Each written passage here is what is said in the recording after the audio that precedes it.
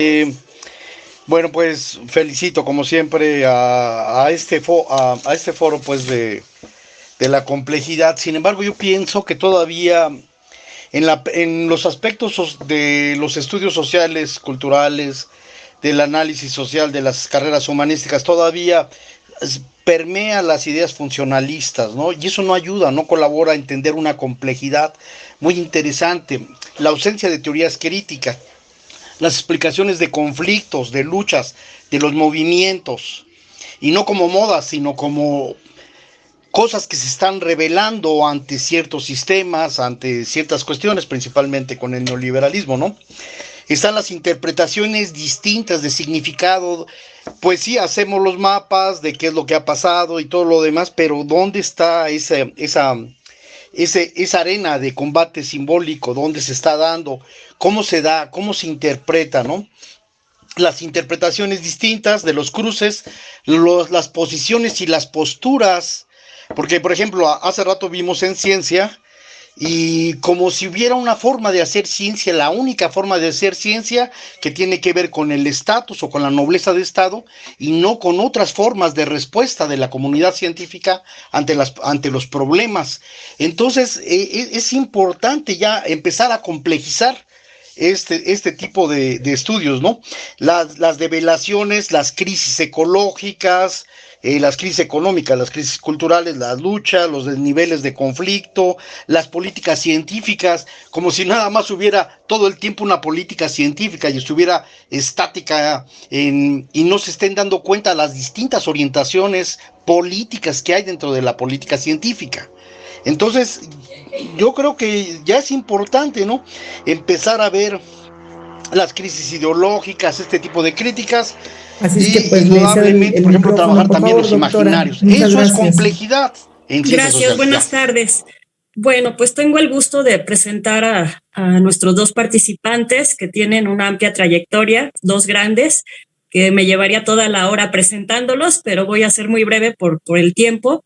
El tema que se abordará, como lo mencionó la doctora Magali, pues es la propuesta de proyectos multidisciplinarios y multired que está relacionada con la ponencia, que es Desigualdad Cultural, Educación y Pobreza, y participarán el doctor Ricardo Antonio Tena Núñez, quien es etnólogo por la Escuela Nacional de Antropología e Historia, maestro en estudios de tercer mundo por el CESTEM y doctor en urbanismo por la UNAM, profesor investigador de la ESIA Tecamachalco del Instituto Politécnico Nacional desde 1980, y el doctor Ricardo Contreras Soto, que es licenciado en Administración por la Universidad Nacional Autónoma de México, maestro en Antropología por la Universidad Autónoma de Querétaro, doctor en Administración por la Universidad de Celaya, y realizó un diplomado de investigación cualitativa, cultura y comunicación, lo cual es muy importante porque tiene que ver con el tema que aquí nos atañe. Le cedo la palabra, muchas gracias. Bueno, muy buenas tardes.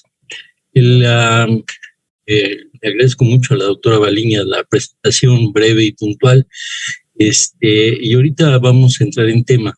La idea de presentar este trabajo de investigación de manera muy breve es un poco para contrastar las iniciativas que se han emprendido. Por ejemplo, hace algunos 2 años, creo ya, propusimos la investigación del tema de la pobreza en la red, y me parece que más allá de los temas complejos es difícil entender las implicaciones que tiene, ¿no?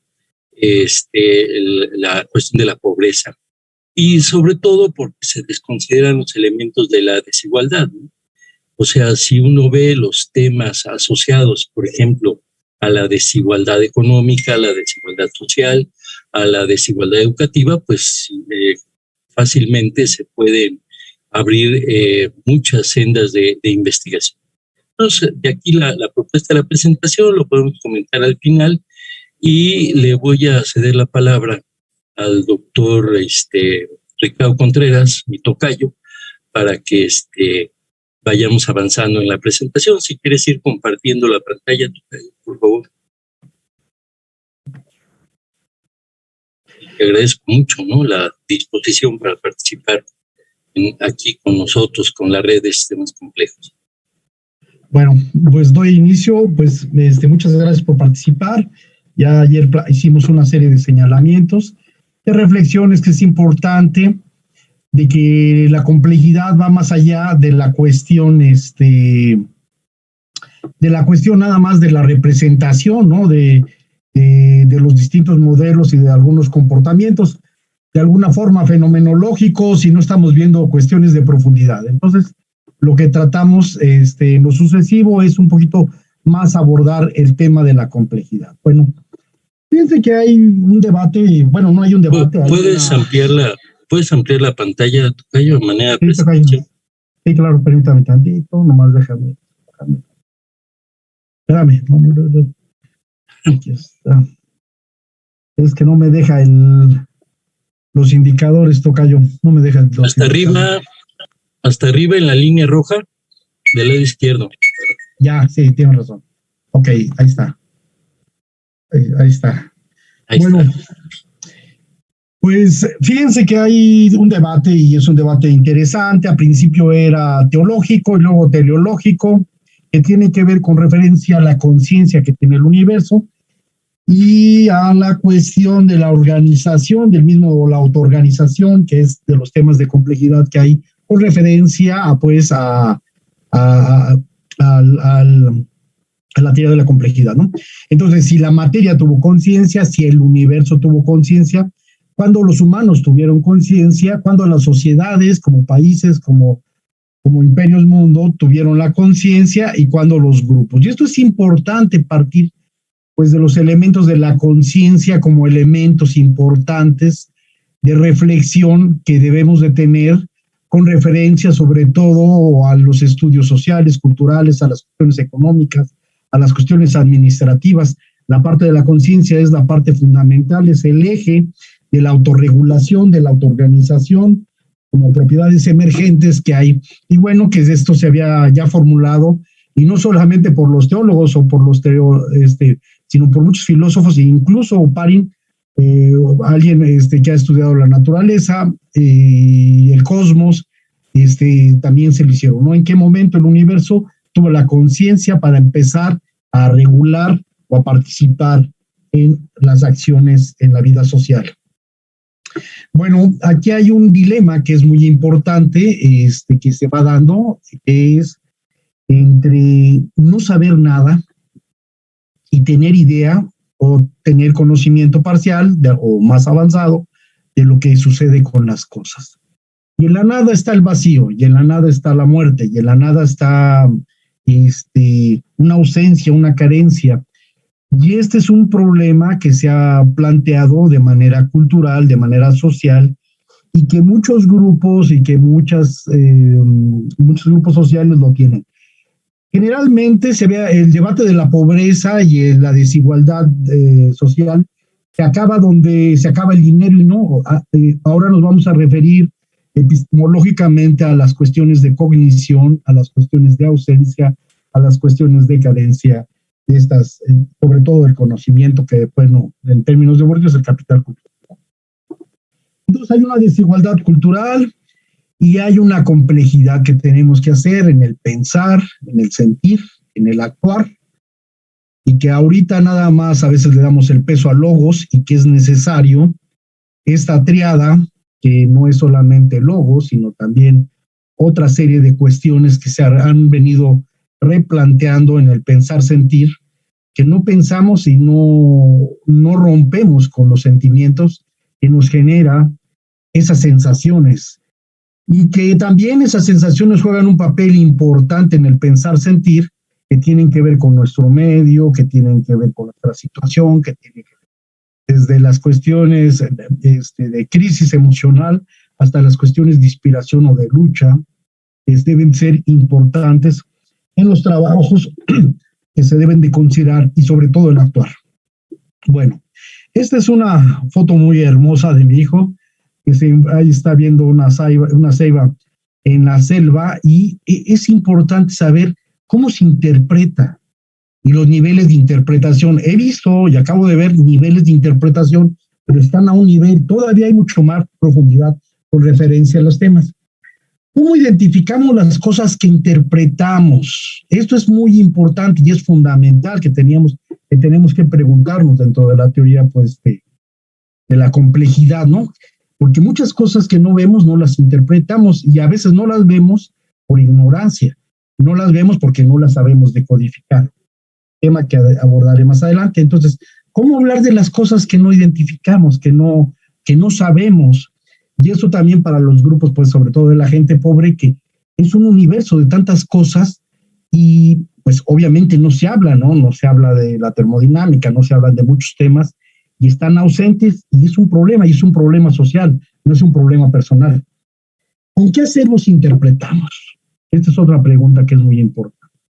¿Cuáles son los acervos con los que interpretamos a través de los dichos, a través de las ciencias, a través de los teóricos, a través de qué vamos interpretando, de los saberes populares? ¿Qué es el lenguaje para dominar las cosas? Denominar las cosas. Entonces, identificarlas es señalarlas, decirles, tráeme esto. Oye, ¿ya vieron el pistilo de esta flor? Ajá, ya podemos focalizar, nuestra mente nos permite. Fuera de ello, pues está ausente, y este es un problema de la desigualdad. ¿Qué cosas sociales adquieren la existencia? Muchas cosas en la desigualdad cultural no tienen la existencia para la mayoría de las personas. Y es importante, por ejemplo, hace rato hablaban de la sustentabilidad, y pensamos que la sustentabilidad es el ISO 19000 y no, es mucho más complejo y más profundo.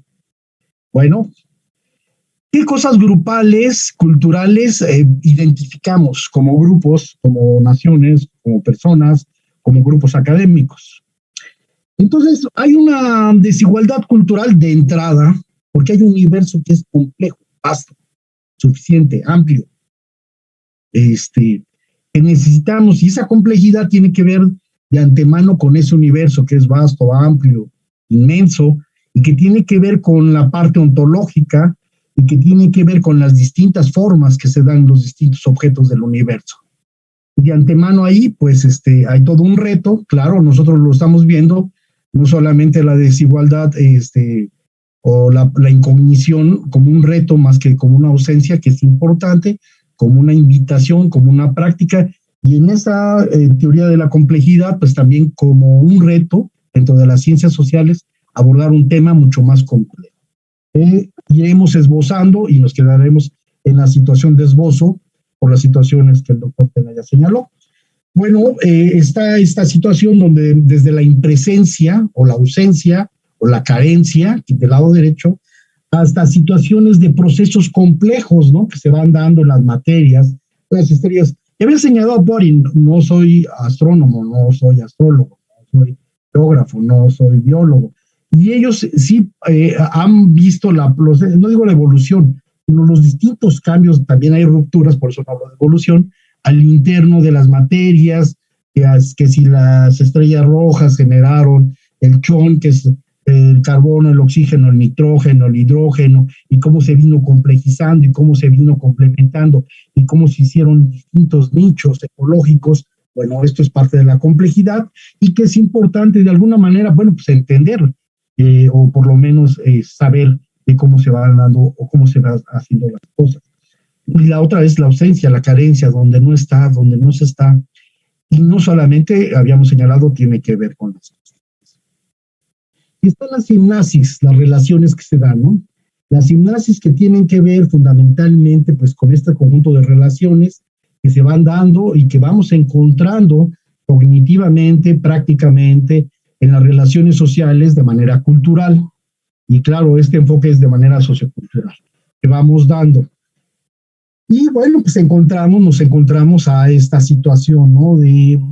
Hay mecanismos culturales de qué es lo que se enseña, hay mecanismos de que te dicen qué es lo que existe y también lo que no existe.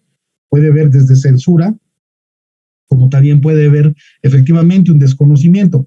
Lo que se comprende, lo que se dice, lo que se sabe, lo que se cree, lo que se identifica, lo que se reconoce socialmente. Esto no es una actividad individual, tiene que ver con las cuestiones, porque simplemente para denominarlas requerimos de las palabras. Aquí está la Biblioteca de Alejandría y me estoy yendo rápido porque quiero platicar muchas cosas, espero lograr platicar muchas cosas, ¿no? ¿Qué es lo que se quiere? ¿Qué es lo que se necesita resolver? ¿Qué es lo que beneficia socialmente? ¿Qué es lo que se atiende? ¿Qué es lo que cambia? ¿Qué es lo que nos permite pues tener conocimiento y demás, ¿no?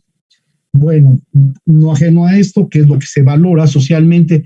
Por ejemplo, mucha de la política científica le apuesta a unas cosas, pero lo principalmente es que se debe de valorar el trabajo científico, pero no valorar de manera inflada, sino que sepan socialmente por qué es importante las ciencias en nuestro trabajo, en nuestra vida cotidiana, en nuestra vida social, lo que se produce, lo que se gesta, cómo se construyen las cosas, cómo se invierte, y no solamente en esta visión economicista, sino en tiempo, en dedicación, en atención, en disciplina, entendida esta, pues, en tiempo de dedicación para poder entender cómo se revierten las cosas, porque a veces pensamos que nada más actuamos en nuestro campo y ahí quedó, ¿no? Hay un efecto múltiple de distintas maneras, de distintas formas, que tarde que temprano se revierten las cosas, ¿no? Lo que se alcanza, lo que se agota y lo que se extermina. Igualmente, por ejemplo, con lo de la sustentabilidad, pareciera ser que ya pusimos nuestro granito de arena haciendo preocupaciones para la gente, pero no, el juego es mucho más complicado. Estamos exterminando, y no lo digo yo, lo dice Víctor Toledo. Lo que se regenera, que es también cómo se regenera la vida, hay que entender cómo lo que se inventa, cómo podemos tener, por ejemplo, una sustentabilidad de lo que se regenera, ¿no? Entonces, aquí hay muchos problemas con la desigualdad. No solamente tiene que ver con el conocimiento, tiene que ver con el no conocer, la desigualdad cultural, con el no participar, con el no distinguir, con el no hablar, con el no opinar, con el no hacer, con el no organizarse, con el no aspirar, tiene que ver con la desigualdad cultural, y entonces toda la discusión de dinero quedó fuera. Son otras cosas, tiene que ver con prácticas sociales, tiene que ver con conocimientos, tiene que ver con espacios sociales, tiene que ver con la praxis que hablan los filósofos, esa práctica creativa que es importante y necesaria en los distintos campos. Bueno, el no ver, el no manifestarse, el no trabajar, el no operar, el no defenderse, el desarmonizar, el no tener sentido, no sensibilizar, no estar informado, no vincularse, no valorarse, ser analfabeta, no pensar de manera colectiva, pensar de manera individualista, despreciar sin saber, fomentar los prejuicios, que esto se replica mucho, fomentar la ignorancia, estar a expensas, no compartir, reproducir desigualdades, estar desinformado, tener censura de inercia, generar discriminaciones, no desear, no saborear, no imaginar, no disfrutar, vivir en aislamiento, perder oportunidades y mantener el silencio, son unas de las tantas manifestaciones que tienen que ver con la desigualdad cultural y que va más allá de la situación económica. Bueno, hay dos enfoques con referencia, bueno, hay más enfoques, pero hay dos enfoques que son importantes en la época actual, ¿no?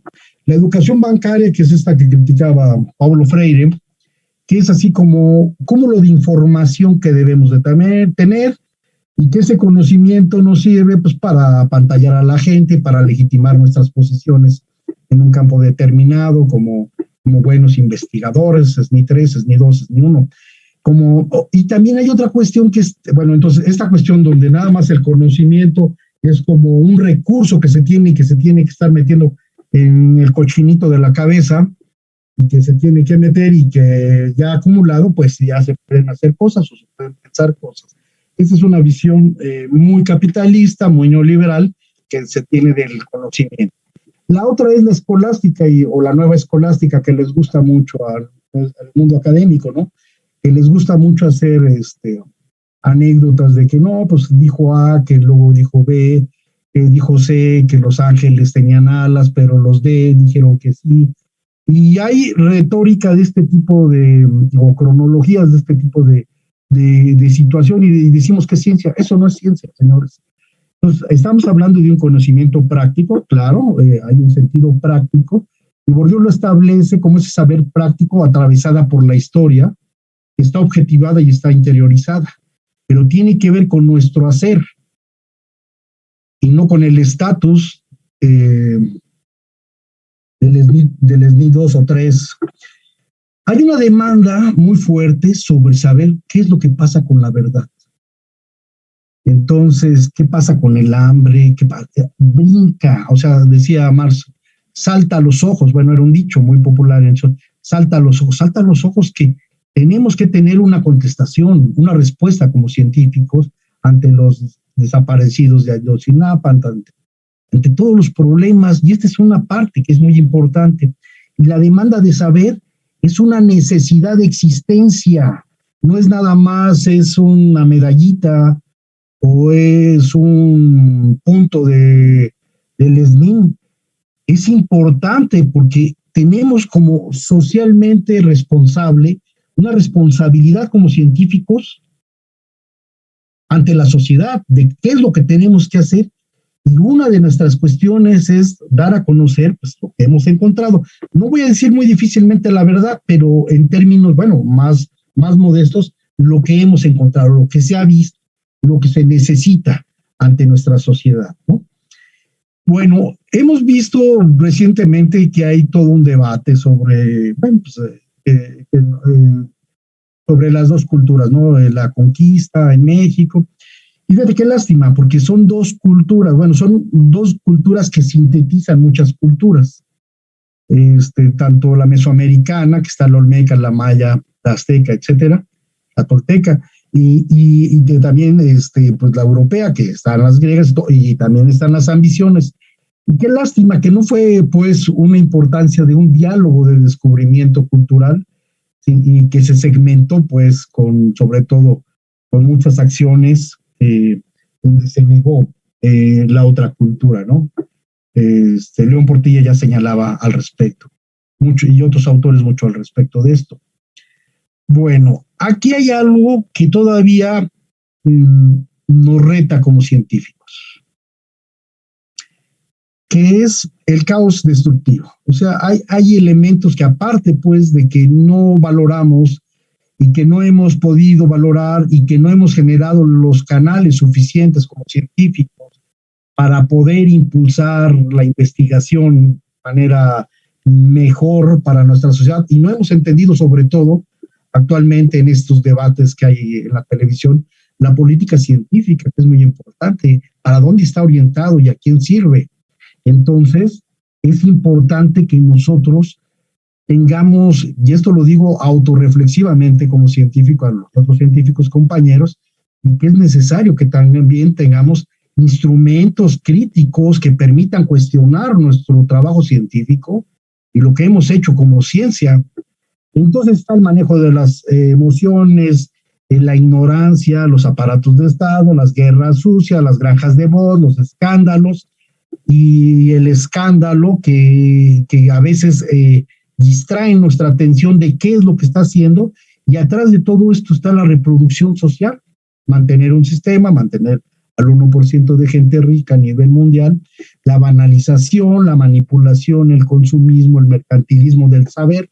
Luego ya queremos ver cómo vamos a hacer las patentes y todo. No está mal, pero el trabajo científico es mucho más amplio. ¿Cómo socializamos el conocimiento, por ejemplo? Y no rompemos estas cuestiones que son importantes, ¿no? El manejo del dominio, los sentidos. Bueno, a mí me gusta, fíjense que hay un investigador que se llama Pierre Bourdieu, y me gusta porque va presentando complejidades, precisamente. Entonces, cuando, por ejemplo, empieza a ver que hay algo que, pues, sí, el capital económico juega un papel importante en el capitalismo. Nadie lo cuestionamos y lo sabemos, tan importante, pero en estas relaciones tan aparentemente tan directas, que es lo que critica la teoría del caos, hay procesos sociales que son muy importantes y que no debemos de olvidar. Se dan a través del capital social, que son el conjunto de relaciones que se van restableciendo, construyendo o rompiendo, como el tejido social, en un momento determinado. El capital simbólico son los prestigios, las valoraciones, los reconocimientos que hacemos sobre la gente. El capital cultural, que tienen que ver con las cuestiones, pues efectivamente, del conocimiento, no tanto de los grados como tales, pero sí el conocimiento que se va generando, las habilidades, las actitudes que se van conociendo. Entonces, esto se va dando en un campo especializado, de manera diacrónica, y que pasa tanto elementos de casualidad como de causalidad, que van dando, y esto hace que sí se haga más complejo, que los temas se hagan desde nomotéticos a ideográficos, y hasta más allá de lo ideográfico, porque lo ideográfico todavía se está pensando en el monismo metodológico, ¿sí? Y se está trabajando en algo mucho más complejo de la síntesis social. Entonces, en el campo, cómo se va dando, cómo se va configurando. Y esto es importante porque hay que entender las posiciones. Ayer yo hacía una observación que a veces ni siquiera identificamos las posiciones que hay en el debate de la ciencia, por ejemplo.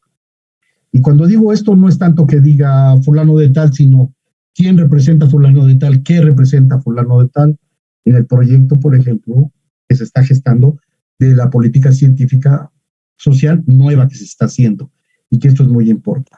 Bueno, entonces está esta complejidad que tiene que ver con los hábitos de los actores sociales, los científicos, la desigualdad cultural, que tiene que ver con las representaciones epistemológicas que se dan en el campo de lo científico, que tiene que ver con un universo, una complejidad ontológica a la que ya hizo referencia al principio, todo el universo, todo el cosmos o todo el caos, o cosmos, caos que hay en todo lo alrededor. Y están las cuestiones, y al interno, el orden social, los campos en específico donde trabajamos, y que esto genera estructuras estructurantes, estructuradas, esquemas mentales que tienen que ver con la estructura y nuestra forma de pensar. Y a veces romper estas formas de pensar es muy difícil. Seguimos pensando, por ejemplo, los que venimos del campo, romper con el management mentalmente es casi imposible. Y esto genera procesos de reproducción que se van dando, y por eso seguimos repitiendo, y por eso seguimos replicando, y seguimos reificando las cosas, seguimos haciendo lo mismo, y no damos respuestas nuevas ante situaciones concretas más novedosas. Y yo creo y considero que la teoría de complejidad nos está invitando a romper esos esquemas mentales que solamente van reproduciendo el sistema, no lo van transformando. Bueno, esa es una de las consideraciones. Bueno, fíjense que aquí hicimos, lo pongo nada más de manera ilustrativa, donde encontramos a los distintos grupos indígenas con distintos capitales económicos, culturales, sociales y simbólicos, y cómo los pudimos ubicar en un estudio que hicimos que tenía que ver, ¿no? Entonces, los lauderos, los muebleros en la parte superior, con un capital cultural fuerte, porque son los que hacen los instrumentos musicales en Michoacán, en la parte urbana, en la parte rural, el campesino, el maya, el ganadero, purépecha. En un segundo, tienen los medios y los recursos, claro, no son los grandes capitalistas, son pequeños propietarios, pero tienen una serie de condiciones. Luego hacia abajo, ya el contador otomí, el profesional docente, el vendedor de flores de Mazagua. En lo rural, el campesino temporal, el peón, los artesanos textiles, los artesanos comerciales, los artesanos de la esquina, artesanos que tienen puestos. Y hemos visto cosas de configuración compleja que no podemos decir están en este lugar. Entonces nos permitió más o menos dar cierto orden interpretativo para saber en dónde están. Y las cuestiones de tanto la pepena urbana como la pepena rural, cómo se va dando en esta complejidad de los grupos indígenas, y posteriormente tiene que ver con las respuestas. Bueno, y también es importante, bueno, esto es un ejemplo simplista, lo han manejado mucho los gringos, claro, lo manejan a su conveniencia, que lo que son las espirales o los círculos de pobreza, como hay cosas que nos permiten ir bajando, o sea, hay como destino manifiesto con muchos de la gente, y es un determinismo que la teoría de la complejidad tenemos que luchar contra esos determinismos, ¿no? De que el niño pobre, el niño que te está vendiendo los chicles o limpiando el vidrio, su destino va a ser un delincuente, mientras que el rico va a ser un joven emprendedor y al rato va a ser otro tipo de gente. Fíjate las valorizaciones. Bueno, sí estoy de acuerdo en ciertos elementos representativos, como son las prácticas, y efectivamente hay prácticas que se van acotando. La gente que se la pasa viendo las novelas, pues lamentablemente, pues finiquitó, o sea, ya digo, pues va a seguir platicando y en 10 años te va a seguir platicando más o menos lo mismo. La gente que va haciendo, estudiando, explorando, conociendo, experimentando, conociendo su realidad, que no es ajena, que no hace nada más estudios desde su computadora, sino que va en la medida de lo posible con su objeto de estudio y que entiende la problema, va viendo cómo se da la problemática, cómo se da, pues es otra cosa. Y en las ciencias administrativas hay una ausencia y una carencia de no tener contacto con el objeto de estudio, en su mayoría. Bueno, por otro lado está el colonialismo cultural. Es fuertísimo y es precisamente estas maneras que nos hacen doblegar y subordinarnos a las culturas dominantes. Y está está la cuestión de la desigualdad cultural, de la complejidad del colonialismo académico. Y fíjense que muy interesante, acabo de encontrar un trabajo donde Cuauhtémoc Cárdenas en la UNAM enuncia y dice, aguas, si nosotros seguimos, en pocas palabras, si nosotros seguimos haciendo este tipo de profesionistas y técnicos que no piensan, que no son capaces de hacer autocrítica, y mucho menos de hacer propuestas, pues entonces lo que estamos haciendo una especie de colonialismo, ¿no? Entonces que les venga a decir un directivo de comercio exterior, que nos den instrucciones y que nos digan que la OMC nos diga que la OMC, o sea, la Organización Mundial del Comercio, que nos diga científicamente qué es lo que tenemos que investigar. Por Dios, fíjense bien, o sea, esta parte es carente y la replicamos, así, la seguimos replicando. No vemos las complejidades que hay en los espacios, ¿no? Dicen, sabes de comida del chef, sí, pero para servirle a aquel, y de la desigualdad. Bueno, y aquí una serie de información que hay sobre que México pertenece a los 25 países de mayores niveles de desigualdad en el mundo, mientras el estrato con menores ingresos percibe 101 pesos, la parte más rica recibe 1,853 pesos, 18 veces más. ¿Y en dónde están los estudios de complejidad de esto? ¿Y dónde están los estudios de los deciles más pobres y los deciles de los más ricos? Por ejemplo, ¿dónde están los millonarios? Este tipo de preguntas que son legítimas, importantes que hacernos, sí, con referencia a los ricos y a los ricos en México, que la gente que es más rica pues concentra el 40% de la riqueza, mientras que 120 personas reciben mucho menos de esto. Bueno, nosotros encontramos en el estudio, y les digo porque ustedes no debe entenderse esto como retórica, sino como una realidad que es compleja y que es necesario abordar. Entonces nosotros encontramos, a grosso modo, en esta esfera lo siguiente. Y vemos aquí que está la cuestión de precarización laboral, que es uno de los problemas más fuertes de la desigualdad cultural. Los organizamos en estos dos círculos, que una tiene que ver con la desigualdad por no saber. Y la desigualdad por no saber tiene que ver con casi todos los verbos que señalamos al principio, ¿no? La autoexclusión, no tener conocimientos, no saber más allá, no tener conocimientos de las matemáticas, no saber de los computadores, los sistemas, las tecnologías, no saber sobre la agricultura, sobre la educación básica, sobre la administración. Tenemos problemas de habilidades.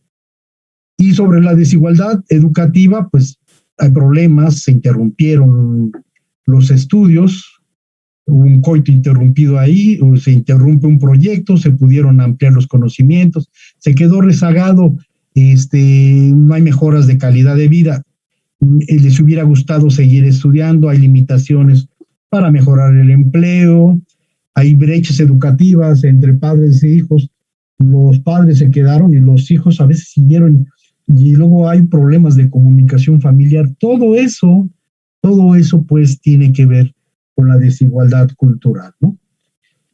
Y la semiósfera es un concepto bien interesante que lo desarrolla Hoffman para decir, imagínense toda la gente, por ejemplo, bueno, ya no es tanta la gente que tiene problemas de analfabetismo.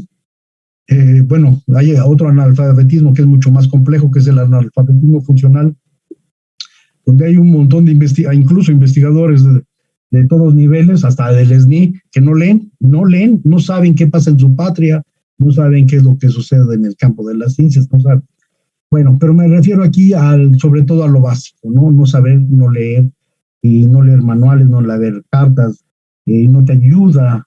Entonces la semiósfera es esa forma de interpretación de todo lo que hay a mi alrededor culturalmente. Pues se acota bastante con la gente analfabeta, por no saber leer ni escribir. ¿Sí? Bueno, aquí una cita de On, que es el que ha trabajado, entonces la importancia de la grafía y cómo ha cambiado la importancia de los papeles, y ahora pues con la revolución digital yo creo que esto permite más. Bueno, sobre las desigualdades en otro capítulo que hicimos, los invitamos, indudablemente les vamos a pasar la liga de nuestro libro por ahí, sobre todos los problemas que nos dice un grupo de gentes que investigamos, una amplia muestra sobre el abuso del pago del trabajo, los abusos del comercio y los servicios, el bullying, el abuso con las jornadas de empresa, el poco salario, que tiene que ver con la precarización, la violencia familiar, la discriminación, etcétera. Y bueno, aquí es cómo se va dando por los grupos sociales la desigualdad cultural y cómo se va dando en el trabajo infantil, en el rezago educativo, en la deserción estudiar, en trabajadores descalificados, y luego en la sobrepoblación relativa, que con la prostitución, los grupos indígenas, los vagos, etcétera. Y aquí también hay un gran problema, fíjate que hay en las clases subalternas sí hay culturas populares muy interesantes, pero sí es importante rescatar muchas cosas: la memoria colectiva, los saberes ancestrales, las tradiciones regionales, la cultura popular, los saberes técnicos, la artesanía, la medicina tradicional, entre otras cosas. Y si hay una fragilidad en las formas de instituir estos saberes, no hay depositarios de esos saberes, hay pérdidas de acervos, hay pérdidas de identidad, hay pérdidas de memoria. Se muere el viejito que sabía hacer eso y se acabó, ya no hay más quien sabía de eso. Y es importante repensar la recuperación de los saberes. Y aquí nos encontramos pues en una situación como la del caos que hace rato señalaba, con utopías neoliberales, neocolonizaciones de imaginarios, faltas de propuestas civilizatorias neurocéntricas, falta de perspectiva, la criminalización, la desesperanza, procesos de lumpenproletarización social que se van dando, ¿no? Y sin embargo, también hay cuestiones de lucha, de movimiento, de resistencia, de esos saberes de resistencia, pero necesitamos investigarlos. Bueno, esto es lo que encontramos en los saberes de la pobreza, los circuitos de clase, las restricciones, eloicos, el espacio íntimo, nos permitió hacer representaciones de espacios sociales donde tanto simbólicos como prácticos, en donde participa la gente de pobreza, el barrio, la favela, los cinturones de miseria, y también con referencia a lo conocido. Fíjense bien, está un círculo pequeño que es lo conocido, que habla de la gente. Lo sabido no es, tienes noción de que hay algo, y sabes un poquito. Lo referido es que, bueno, lo nombran, llegan los ingenieros eléctricos y dicen, vamos a ver el termostato, a ver, bueno, pasen a ver el termostato, ¿qué es eso? Sepa que es, bueno, eso es lo referido. Y los espacios de apropiación, a veces el mismo trabajo, pues el trabajador, el científico, pues va conociendo también, o sea, no llega sabiendo todo, pues vamos apropiando, pues vamos conociendo la transferencia de conocimiento, ¿no? Es que hay semiosferas de elementos de la cultura popular, está lo generado, lo apropiado, los imaginarios colectivos, las mediaciones ideológicas a las que hacíamos referencia en los términos de caos, destructivo, está la semiosfera dominante y está la cuestión de lo desconocido.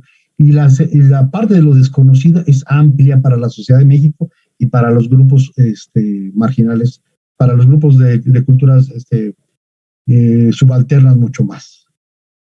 Bueno, aquí está una representación de cómo se da la división técnica en el trabajo, el saber técnico como lo referido, no tanto como lo sabido, salvo los que participaron o los trabajadores que tuvieron en oficios algún conocimiento parcial, ¿no?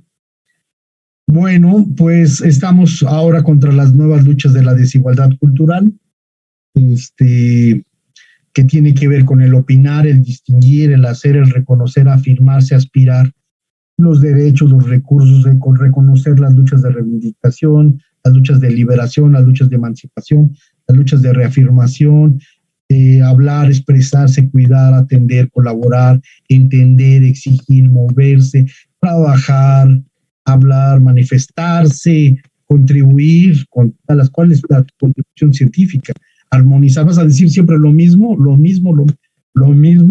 buscar sentidos, estar informado, comentar, recordar, vincularse, valorar, asumir. Y esto no es individual, esto es colectivo y por eso es importante que demos respuestas como comunidad científica. Fomentar el conocimiento. Pero tú estaba viendo que subestimaban la divulgación del conocimiento. O sea, ¿qué es eso? O sea, ¿cómo que un científico discrimina la divulgación del conocimiento? Yo creo que todos los científicos deben de también participar, sí, claro, en la construcción, en la generación de conocimiento. Y habría que verlo, pero bueno, ok, sin sospecharlo, pero la divulgación es fundamental y tenemos que utilizar lenguaje para nuestra gente de otra manera, y tiene su chiste. Yo no sé, también estos gentes perfumados que tienen esos prejuicios en la ciencia, en la vida cotidiana, ¿no? Pero ahorita me imagino que vamos a discutir y hablar bastante, estructuras contra el poder y demás. Y por último, quiero que se entienda bien. Aquí hay dos, bueno, en este momento histórico, en el capitalismo actual, hay dos políticas científicas, manifiestas, existentes.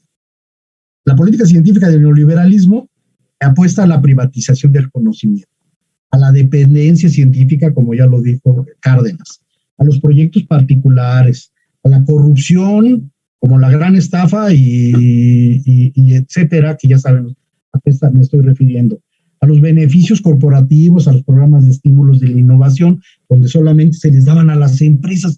¿Para qué le dan nuestros recursos a las empresas? A la ausencia de la orientación de los problemas sociales, a las redes de corrupción que participaron en antiguas administraciones, en el CONACYT, a la poca inversión privada. O sea, sí que la sociedad de conocimiento y no hay nadie que le entre, o solamente si le entran es para evadir o para minimizar impuestos. Desaprendizaje de áreas estratégicas, subordinación de instituciones, ¿no?, a cuestiones no científicas como la OCDE, el elitismo científico, vivir la nueva nobleza, que no la toquen, que ella solita sea, que viva en el éter. No, los privilegios, los consumos residuales científicos, que nos lleguen los cacharros como ciencia para nosotros, las parcelas científicas, todas fragmentadas, que no se cuestionan y que es importante entre la interdisciplina y la transdisciplina, que se abran las ciencias sociales, diría Wallenstein. La práctica de la ciencia con inconsciencia, los transgénicos y demás. Y acá es otra orientación. Tiene que ver con proyectos nacionales, estratégicos, tiene que ver con impactos sociales, tiene que ver con productos, que se está construyendo, o sea, claro, no estamos ya de este lado, se está construyendo, pero no olvidemos qué es lo que se está jugando. Bueno, pues muchas gracias. Doctor Contreras, pues muchas gracias por su excelente participación. Creo que tenemos que reeducarnos en estos temas de desigualdad. Lo maneja usted creo yo, desde el concepto de Pierre Bourdieu de capital cultural, capital económico, estos dos contrastes que como parte del pensamiento complejo, ¿no?, la contradicción, creo que nos lleva al conocimiento. Y bueno, le cedo la palabra al doctor Tena. Y gracias, Lupita. Pues sí, efectivamente la invitación es abrir la participación a proyectos de investigación multidisciplinarios, donde evidentemente pues, participan, ¿no? Muchos elementos, ¿no? Tanto económicos, sociales. Para mí ha sido un gran descubrimiento de las ciencias administrativas, sobre todo porque desde mi particular punto de vista y mi formación, siempre veía las ciencias administrativas de un lado contingente, ¿no? Como se muestran socialmente, es decir, se muestran como herramientas, como elementos operativos, ¿no? Y sobre todo al servicio del capital, ¿no? Cuando uno piensa en la administración, siempre piensa en la administración de empresas, ¿no?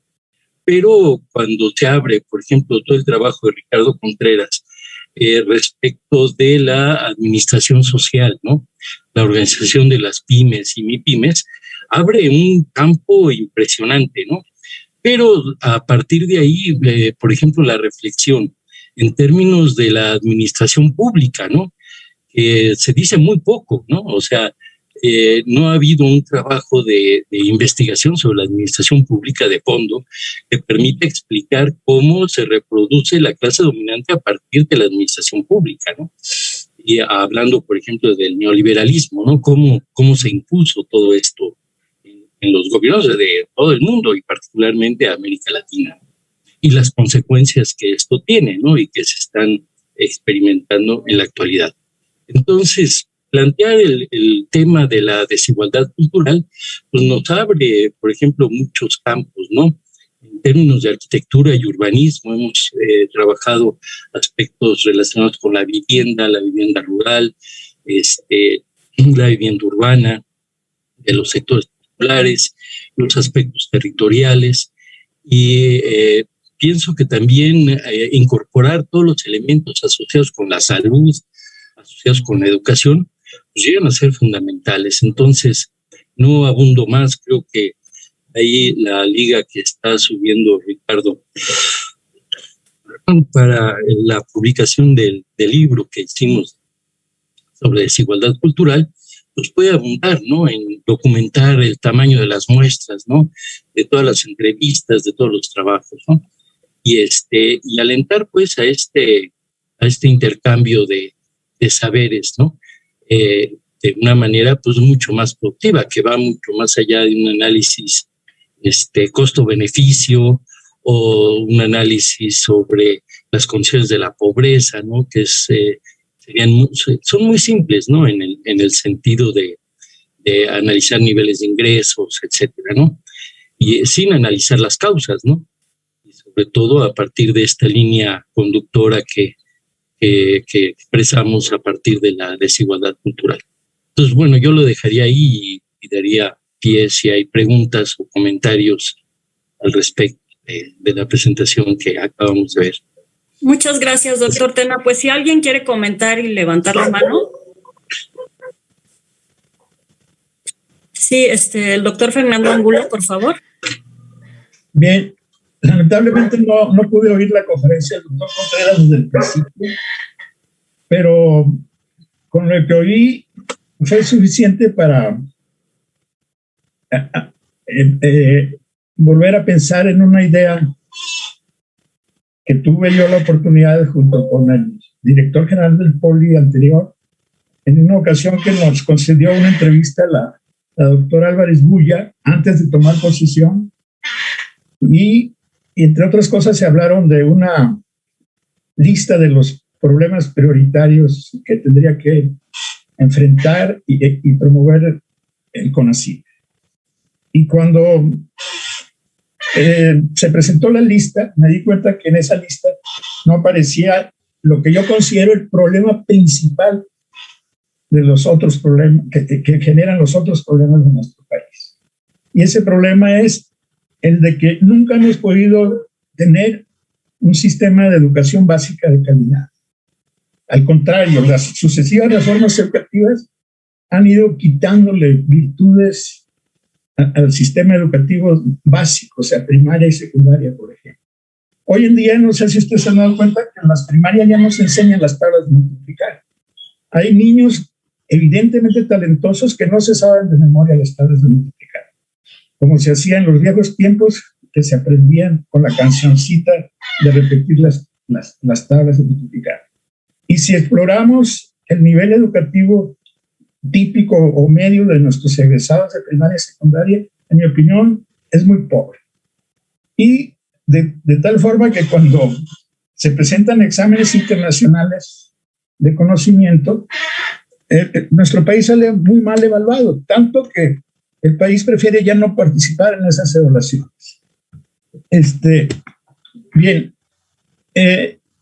yo he tenido en mi larga carrera docente del Politécnico la oportunidad de tener alumnos que vienen de estratos económicos sociales muy bajos y que gracias a su talento y educación de calidad han llegado a tener mucho éxito en sus carreras profesionales, en casi todas las ramas del conocimiento. Entonces, mientras no agarremos el problema de raíz de lo que es un desastre a nivel educativo básico en nuestro país, no hay futuro posible para nosotros como sociedad. Esa es la base, la raíz del problema.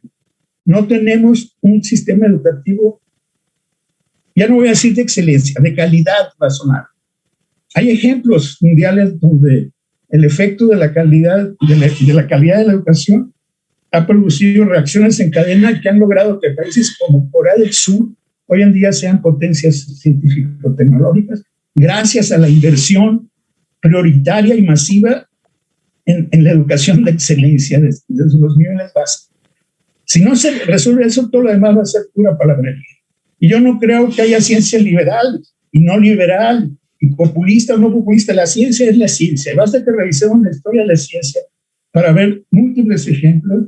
Por ejemplo, cómo Faraday, por su sola curiosidad individual, siendo ayudante de encuadernación en un taller, en una imprenta, empezó a leer los libros que encuadernaba y pronto, muy joven, se le empezaron a ocurrir ideas muy novedosas sobre las propiedades de la electricidad. Él descubrió cómo una corriente eléctrica genera un campo magnético y de ahí apareció el motor de inducción magnética que luego revolucionó la industria europea y mundial a partir del siglo XIX. Si nos vamos a la historia de la máquina de vapor, que empezó con juguetes para provocar vacío en Francia con Papin, y un inglés, Newcomb, se llevó uno de esos juguetes a Inglaterra y luego empezaron a hacer instrumentos con esas compresiones y expansiones hasta que Watt generó una máquina de vapor casi artesanal que resolvió el problema del desaguado de las minas de carbón en Inglaterra. Luego después, Sadi Carnot se dio cuenta que la máquina inglesa de vapor era muy útil, pero no tenía gran eficiencia, y no tenía eficiencia porque no tenía una teoría física detrás.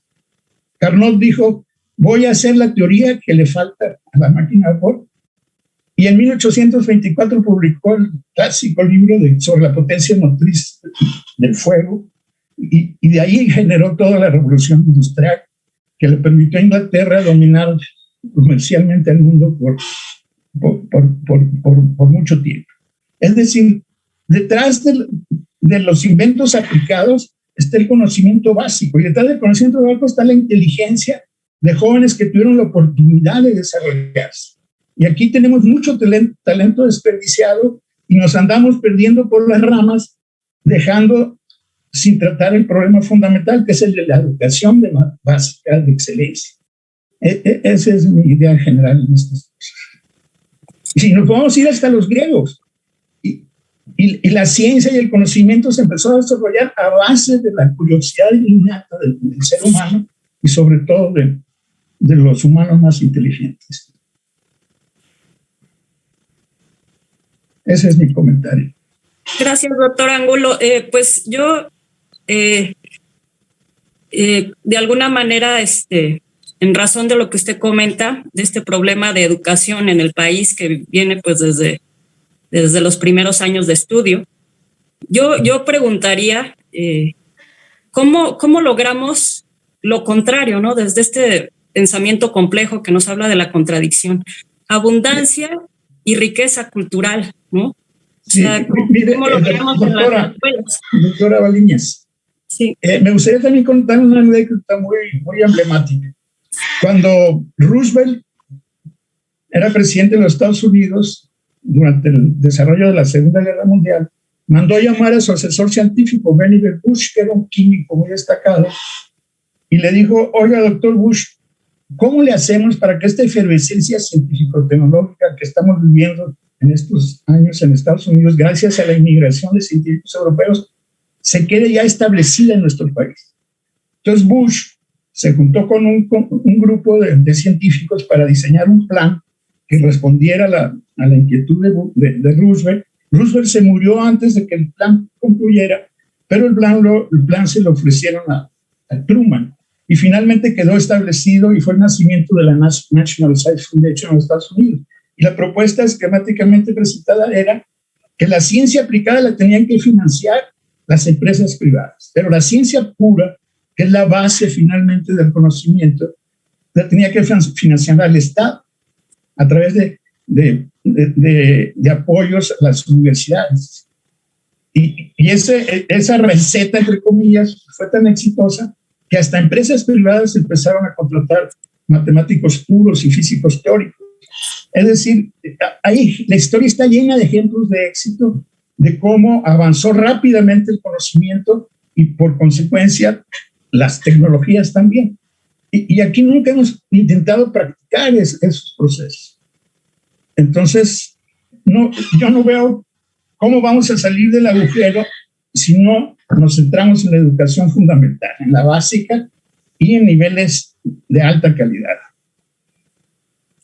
Muy bien, pues le doy la palabra al doctor Ricardo Contreras. Sí, gracias. Sí, estamos un poco cortos de tiempo. Gracias, doctor Ángulo. Voy a procurar ser breve. Estoy de acuerdo con el doctor Fernando Ángulo, que efectivamente la educación es uno de los problemas principales. Y voy a reflexionar de manera colectiva. Yo sí dudaría sobre la ciencia neoliberal, la ciencia social, pero sí hay orientaciones. Déjame decirte que, por ejemplo, en el campo de la administración, sí hay una cuestión, sí hay dispositivos que no te permiten reformular académicamente muchos de los problemas sociales. Bueno, aquí lo dejo. Pero, sin embargo, sí hay política social, que es lo que está hablando el doctor Fernando Ángulo. Hay política social que la han venido instrumentando los distintos gobiernos y que están orientadas, pues, desde las políticas de generar a los migrantes en la Segunda Guerra Mundial, etcétera, etcétera. Hay bastantes elementos que permiten. En el caso de México es importante que sí distingamos y que generemos lo que decía Popper, una línea, una demarcación. Si hay política científica neoliberal, quieren seguirle dando el dinero a los ricos, a las empresas para que haga innovación y no las bajen. Quieren que solamente sea un grupo selecto de gente los que manejen la ciencia y no en una discusión más académica, más abierta. Quieren que se generen privilegios, quieren que siga habiendo estafas maestras. Yo creo que está clara la posición y la situación. Es importante, bueno, sí, de entrada, es importante cambiar esta política científica. Ahora, con referencia a los doctorados, generalmente el mundo de la ciencia se aparece hasta la maestría y el doctorado, y más en el doctorado. Y no, el trabajo de la ciencia debe ser de formación básica, y ahí estoy mucho más que de acuerdo con el doctor Fernando Ángulo. Entonces sí hay que trabajar esta ciencia, que se hable, que se discuta con la gente, y no nomás la ciencia para los científicos, la ciencia para la ciudadanía, la ciencia para la prevención, la ciencia para la divulgación y el consumo cotidiano y la creación colectiva, y la ciencia popular, que también, no sé si se acuerda el doctor, donde hubo mecánica popular y se impulsó mucho la mecánica popular en Estados Unidos y generó un gusto por la interacción que hay con los instrumentos, con los carros, con la vida cotidiana, etcétera.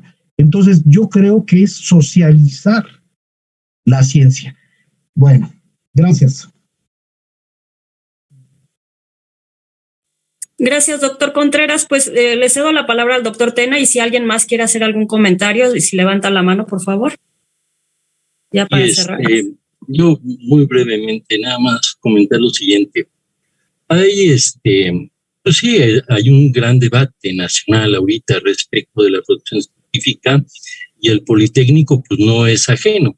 O sea, muchos conocemos de todas las universidades y del Politécnico mismo una gran cantidad de trabajos de investigación científica que no prosperan, que son muy importantes, ¿no?